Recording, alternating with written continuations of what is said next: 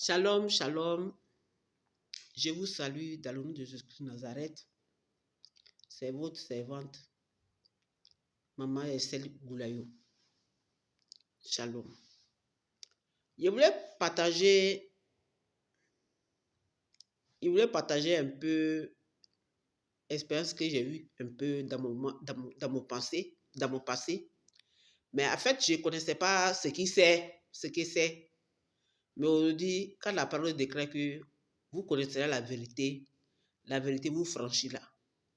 Aujourd'hui, je pense que j'ai connu la vérité m'a franchi. Donc, c'est ça que je voulais partager avec vous un peu.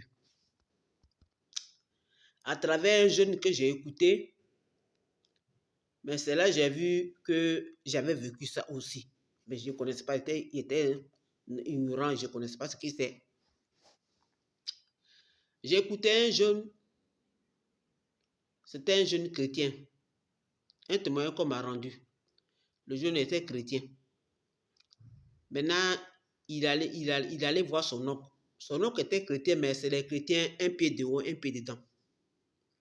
Donc, du coup, ils sont partis. Et son oncle a dit, accompagne-moi quelque part. Le jeune, il est chrétien, ça pour ça, il est vraiment chrétien, il est vraiment croyant. Mais son oncle, c'était un pied dedans, un pied de haut. Son oncle a dit, accompagne-moi quelque part. Puisque lui, c'est son oncle, il n'a pas demandé où on va. Donc, du coup, il a accompagné son oncle.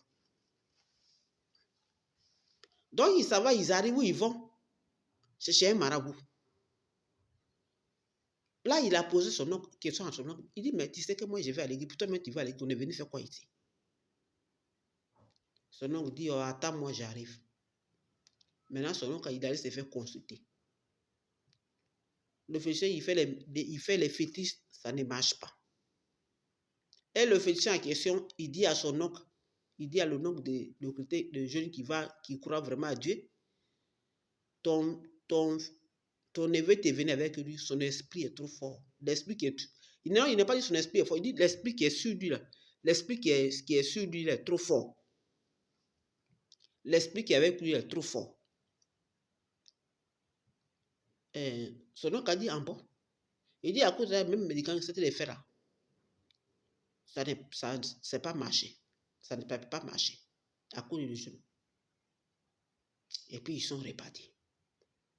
Comprenez très bien, hein? Écoutez très bien. Et puis, ils sont repartis. Donc, quand ils partaient, puisque ce n'est pas devant le neveu que le fils a dit ça, c'est derrière lui. Puisque lui n'est pas rentré. Lui, il était étonné que son oncle n'avait chez les marabouts. Donc, son oncle a dit à le jeune que, le féticheur m'a dit que l'esprit qui est sur toi là est trop fort. En fait, le jeune lui-même, il est étonné. Il dit, comment ça? En fait, lui-même, il est étonné. Quel esprit qui est sur lui? Il est étonné. Oh, c'était l'esprit de Dieu. Laisse-moi vous dire que quand tu es chrétien, chaque chrétien qui croit vraiment à Dieu, il y a un esprit de Dieu sur lui. Il y a un esprit qui l'accompagne partout où il va. C'est comme les rosicruciens, les magiciens. Et aussi, c'est les démons qui les accompagnent. Donc, la prochaine fois encore, son oncle a dit maintenant à le jeune, accompagne-moi chez le même monsieur où tu m'as accompagné.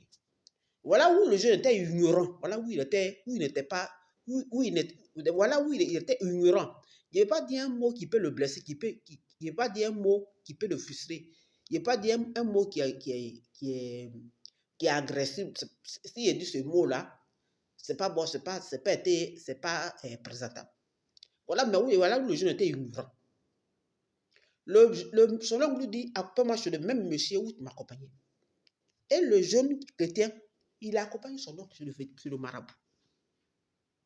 Voilà où il était ignorant. Il n'a même pas demandé à son oncle. Non, il n'y avait pas. Parce qu'ici, chrétien, il ne veut pas aller. Mais il l'accompagne. Maintenant, arrivé là-bas, le féticheur, il fait les mêmes médicaments qu'il avait fait. Il fait sa reçu. Et puis, ils sont revenus. Et le même nom lui dit maintenant que, là, parce qu'on était venu, il avait dit qu'il y avait un esprit sur toi, qu'à cause de ça, des trucs qu'il a fait, ça n'a pas marché. Mais Audi, il a fait ça a marché. Maintenant, c'est là, maintenant, le jeune, il va se rappeler qu'il est chrétien. Que là où il était parti, il était avec Dieu, l'avait accompagné. Mais maintenant, là où il est, c'était pas bon pour lui. Il allait, non, il s'est rappelé, il allait expliquer ça à un de son frère en Christ.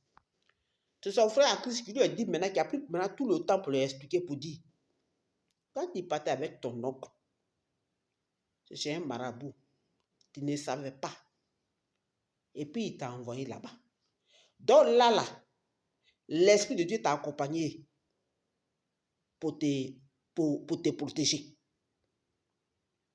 Mais l'homme maintenant où tu sais maintenant que c'était chez les mêmes marabouts, il t'a envoyé encore, l'Esprit de Dieu s'est retiré.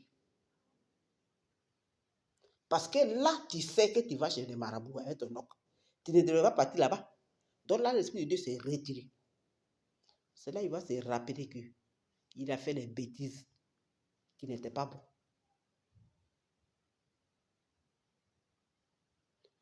Là, je ne sais pas, mais il pense qu'il va se repentir, il va demander pardon à Dieu. Ça, c'est sûr, il est vraiment chrétien, parce qu'il était vraiment chrétien. Je mets ça de côté. Vous savez, avant, quand il était encore jeune, bon, quand il dit qu'il était encore jeune, quand il n'a pas encore fait ma fille, même, il n'a pas encore fait mes enfants, il n'a pas encore fait ma première fille. Et puis, j'étais encore dans mon pays, à Côte d'Ivoire. J'étais avec mes cousines. J'étais avec une cousine. Deux cousines même. On vivait ensemble, on vivait maison, puis on était ensemble. Et puis, dans la cour où on habitait, il y avait une femme, Yakuba. Tu sais, dans nos pays, il y a une autre langue qu'on appelle Yakuba. Voilà. Elle était dans la même cour, parce que c'était une cour commune, chacun louait sa maison. Alors la dame à question était dans la cour, mais c'était une féticheuse. Moi, je lavais ses vêtements, puis elle me payait. Quand je lave ses vêtements, elle me paye. Donc, un jour, moi, je partais à l'église un peu, mais c'était pas trop. J'étais encore une jeune fille. Je partais à l'église un peu, mais c'était pas trop. Donc, un jour, ici, derrière la dame, il dit, il veut me faire consulter. Pas une comme en tant qu'une jeune fille, il dit, il veut me faire consulter pour voir qui est contre moi. C'est là la dame va me dire, l'esprit qui est sur toi là est trop fort. L'esprit te protège. Et puis il est jaloux. Mais vous savez pourquoi elle a dit l'esprit est jaloux? En fait, l'esprit ne veut pas les gens qui viennent vers moi, qui ne glorifient pas le nom de Dieu. Là, c'était un esprit de Dieu. En fait, vous savez que là même où il y a mis mon pied à l'église, Dieu a mis son esprit sur moi pour me protéger. Mais comme j'étais encore jeune fille, j'étais ignorant, je ne savais pas. Bref, là c'était encore où il était encore jeune, où il ne connaissait pas. Là même, l'an 2016-17, là, on m'a fait connaître un faux prophète. Il n'y a pas longtemps, hein, ça date là, c'est pas 2017 ou bien 2018, entre les deux. Entre 2017 et 2018, entre les deux, à Paris, ici. C'est là où on m'a mis ensemble avec un prophète. Jean, il allait me soutenir dans la prière, et puis le prophète a venu payer ma dîme, et tout. Mais bien aimé, auparavant, moi, c'était un bon prophète. C'était un faux prophète. Il est au pays, hein, il est à Côte d'Ivoire, et puis il venait sur Paris. Donc, autant au pays, moi, j'ai payé ma dîme avec lui. Mais comme lui et moi, on ne se connaît pas, c'était au téléphone, on causait. Donc, quand il est venu à Paris ici, moi, je voulais forcément le croiser pour voir. Parce que quelqu'un qui te donne, tu payes ta dîme, quelqu'un qui te prie avec lui, tu ne le connais pas, donc je voulais forcément le connaître. Et puis, le premier jour où je suis parti le croiser, je suis parti avec ma fille, on ne l'a pas vu. Deuxième fois, moi, je voulais forcément le voir. Il s'est parti seul. En fait, le fameux, je l'ai croisé. Bien aimé, voilà Dieu qui est là. J'ai menti. J'ai menti, ça ne va pas m'apporter quelque chose. Ce n'est pas un truc que ça va m'apporter. Le jeune, il a tout fait pour le croiser. Je le croise. Il dit, un prophète que je ne connais pas, je le croise. À peine que je l'ai salué comme ça, là, il ne peut pas me regarder face à face. Il ne peut même pas me regarder face à face. À peine que je suis arrivé, il me dit, va à l'église, là, tu vas saluer. Oh, l'église, ce n'est pas son église, c'est l'église de son ami. Puisque lui, il vit au pays, puis son ami est en France ici, à Paris. Il est allé saluer. Pendant ça même, il est parti saluer là.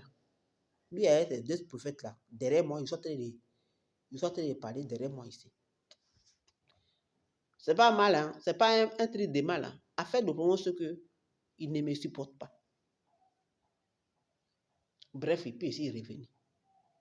Et puis, je l'ai expliqué. Le problème qu'il veut expliquer. Vous savez, qu'est-ce que le prophète va me dire?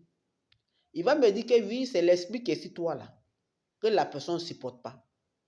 Puisque l'esprit qui est sur moi, c'est l'esprit de Dieu, la personne là ne va pas à l'église. Mais tout ça là, moi j'étais encore ignoré. Et je me suis dit que mais moi-même là, je suis chrétien là, c'est quel esprit qui est encore sur moi? En fait, moi, il est passé à démon. Il est toujours passé à démon. Mais quand j'ai écouté ce jeune qui est parti chez les marabouts avec son nom qui était chrétien, c'est là qu'il a commencé à comprendre que quand tu es un chrétien, il y a l'esprit de Dieu sur toi. Mais par ignorance, l'esprit de Dieu peut se retirer. Donc, mon but, c'est quoi aujourd'hui? C'est pour exhorter les enfants de Dieu. Pour dire, quand tu es un chrétien, prends soin de toi. Parce que Dieu a mis un esprit sur toi pour te surveiller. Mais si tu ne prends pas soin de toi-même, si tu restes dans l'ignorance, il va retirer son esprit. C'est là qu'il a commencé à comprendre que, avec tout ce moment que j'ai vécu, si Dieu n'avait pas mis son esprit sur moi, là j'étais foutu. Il a vécu des événements qui étaient très,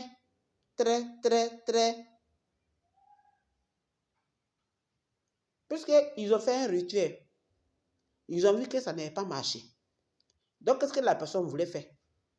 La personne voulait me mettre en colère, là, à travers la colère, et puis ça allait passer. Mais bien aimé, Dieu m'a toujours gardé. Il ne m'a pas abandonné. Malgré que je me suis mis en colère, je me suis ressaisi. Dieu s'est manifesté. Mais qu'est-ce qu'ils vont faire? Puisqu'avec tout ce qu'ils ont fait, ils ont vu que ça n'a pas marché. Qu'est-ce qu'ils vont faire? Ils vont me licencier de mon travail. Mais Dieu s'est toujours manifesté. Shalom. Soyez bénis et prenez soin de vous. Sachez qui vous adorez. Ayez confiance à votre Dieu que vous adorez. Sachez qui vous adorez. Parce que quand ils vont faire, ils savent que ça ne va pas. Ils vont venir en des attaques indirectes. Je ne sais pas parler français. Hein. Ils vont venir faire des attaques indirectes. Des attaques indirectes, tu vas venir te chercher en colère, palabre, pour te faire palabre. Bien aimé, ils vont venir te chercher palabre, ça fait mal, je ne dis pas non. Ils vont te mettre en colère, ça fait mal, je ne dis pas non. Mais quand tu gardes sans froid, Dieu fait ton combat. Et regarde, avant, il n'y a pas longtemps, il y a parlé ici huile ici. Il dit huile que les gens vendent là, ne payent pas. C'est pas bon, ne paye pas. Même si la personne si c'est un bon pasteur, n'achète pas les huiles. Si tu as besoin de huile, toi-même tu peux payer huile. Huile d'action, toi-même tu peux payer. Toi-même tu peux prier sur ça. La bouche que Dieu t'a donnée, c'est pas pour insulter les gens. Tu peux prier sur ça. Et puis tu vas prendre huile là pour utiliser. Bien aimé, faites très attention. Il y a trop de faux prophètes. Je vous en prie. Faites très attention. Les gens même que vous voyez sur les réseaux sociaux qui viennent parler, il dit, moi, mais il a failli me faire avoir par un. Mais Dieu merci qu'il était trop prudent. Et puis j'ai coupé avec lui. Prenez soin de vous et prenez garde de vous. Soyez bénis. Que la paix de Dieu soit avec vous. Où que tu es, dans le moment difficile, appelle son secours. Il viendra à ton secours. Shalom.